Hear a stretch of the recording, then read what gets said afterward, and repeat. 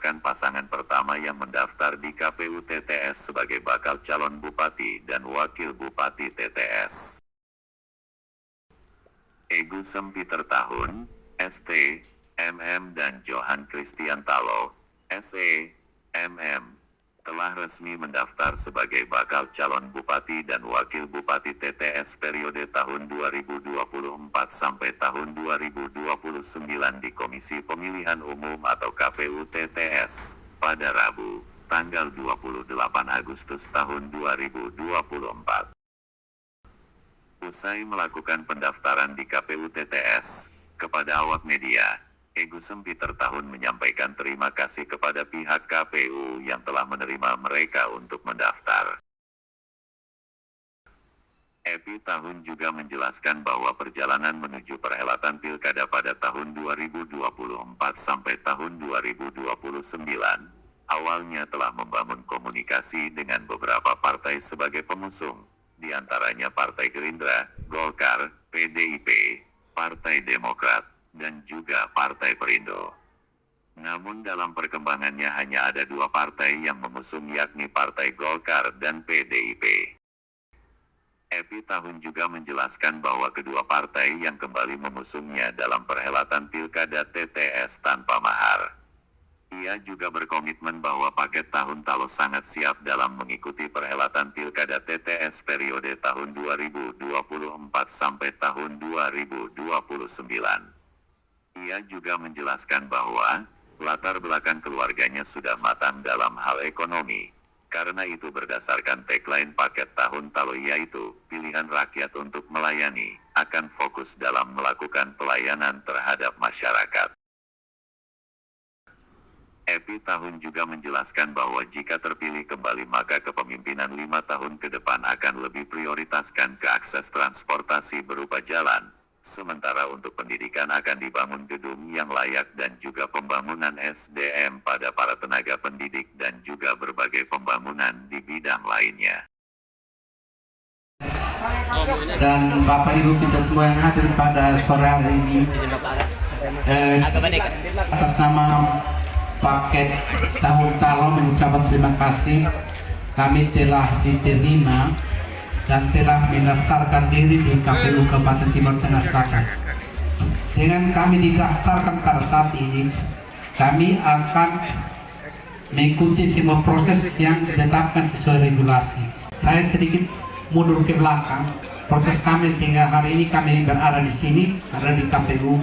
Yang pertama bahwa setelah pengumuman legislatif oleh KPU beberapa waktu yang lalu, saya secara pribadi dengan keluarga kami berdiskusi untuk menetapkan partai yang akan kami dekati untuk mengusung kami di pilkada ini.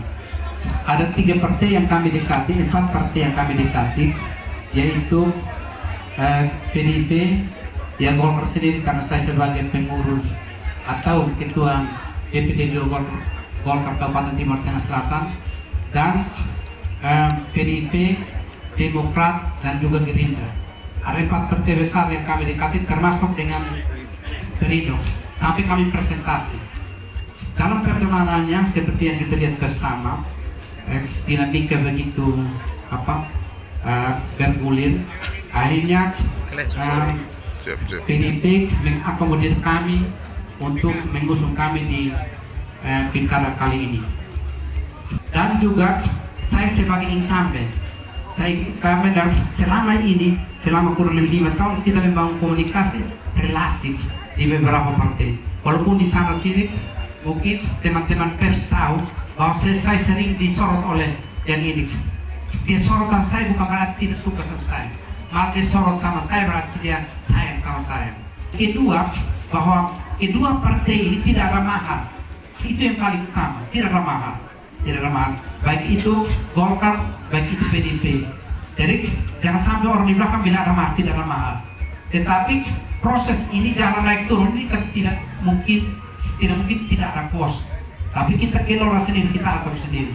Nah ini yang salah satu yang membanggakan kami. Yang terakhir, bahwa saya berpasangan dengan Pak Johan, ya ini jalan-jalan Tuhan juga.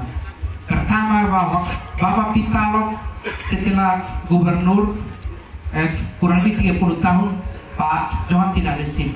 Tapi bukan tidak ada investasi di sini. Orang tidak tahu.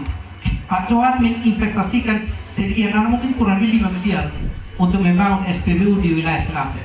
Itu investasi. Dan juga Pak Johan ini sebagai pemegang saham seri B di Bank NT. Inilah yang menurut saya untuk berpasangan dengan Pak Johan. Dan saya latar belakang birokrasi, saya kerja kurang lebih 32 tahun sebagai pegawai negeri. Kali lalu saya mengundurkan diri untuk ikut pilkada.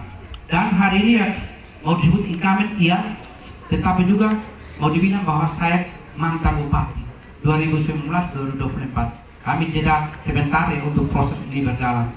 Sehingga hal-hal inilah yang memotivasi saya, mendorong saya untuk saya maju di pilkada ini. Dan sampai saat ini berpasangan dengan Pak Johan yang hari ini sudah kami mendaftarkan diri di KPU. Dan bahan kami sebentar diverifikasi. Kami siap, terlalu siap, sangat siap untuk mengikuti pilkada dari berbagai sisi. Silon kami tadi malam jam 7, jam 8 sudah beres, sudah 100% di silon. Berarti kami sudah memberi syarat untuk mengikuti pilkada. Dengan ini berarti kami sangat-sangat siap untuk mengikuti pilkada ini. Dengan berbagai keterbatasan, tapi siap. Kami siap untuk menghadapi dengan pilkada ini. Karena yang pertama bahwa daerah kita cukup luas, waktu kampanye terbatas.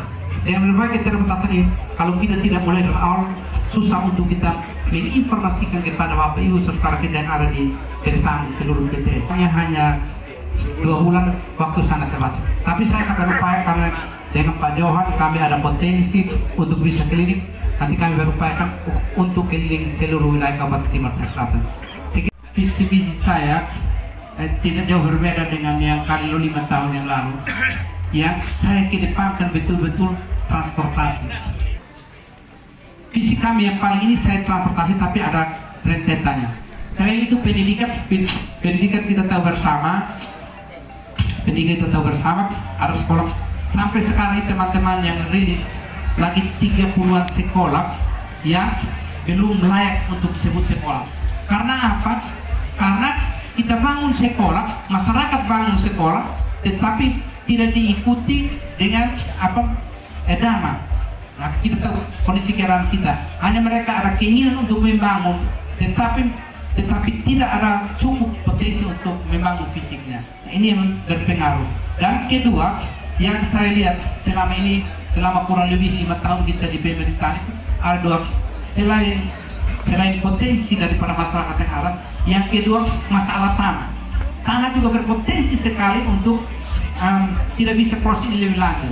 Akhirnya dia mangga tidak bisa diproses untuk bantuan dari pemerintah. Tetapi saya bertekad ketika kami dipercaya untuk memimpin lagi 38 itu kita akan kurang lebih 38 atau 30-an akan kita tuntaskan. Dan juga nanti ke depan yang membangun sekolah kita harus komitmen bersama antara pemerintah dan masyarakat. Kita komitmen bersama, pemerintah tanggung apa, Bapak Ibu masyarakat tanggung apa, sehingga kita sama-sama gotong royong untuk bangunan tidak seperti kondisi saat ini. Itu mengenai pendidikan. Sedangkan mengenai infrastruktur jalan kita tahu semua, TTS cukup bagus lah kondisi sekarang. Sementara itu, Ketua KPU TTS, Andi Breslifono, menjelaskan bahwa berdasarkan jadwal pendaftaran bakal calon bupati dan wakil bupati TTS periode tahun 2024 sampai tahun 2029 telah dibuka pada tanggal 27 Agustus hingga tanggal 29 Agustus tahun 2024. Namun di hari pertama pembukaan tidak ada yang mendaftar. Sementara di hari kedua, tanggal 28 Agustus tahun 2024 baru ada satu pasangan calon yang mendaftar, yaitu Agus Sempiter Tahun sebagai bakal calon bupati dan Johan Christian Talo sebagai bakal calon wakil bupati. Pasangan calon yang daftar di KPU tersebut diusung oleh Partai Golkar dan Partai Demokrasi Indonesia Perjuangan atau PDIP. Teman-teman pers di Kabupaten Timur Tengah Selatan, kami dari KPU Kabupaten Timur Tengah Selatan menyampaikan bahwa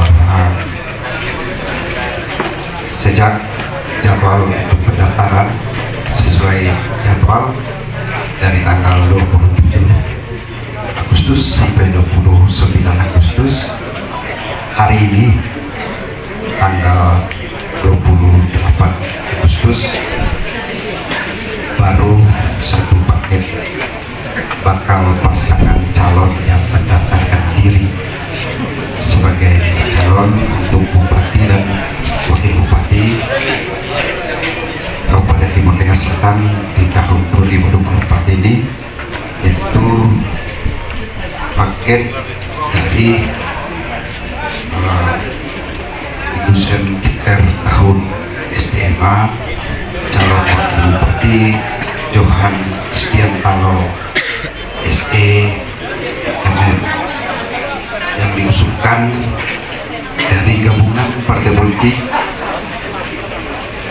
Partai Golkar dan Partai Demokrasi Indonesia Perjuangan, dengan suara sah dari dua partai.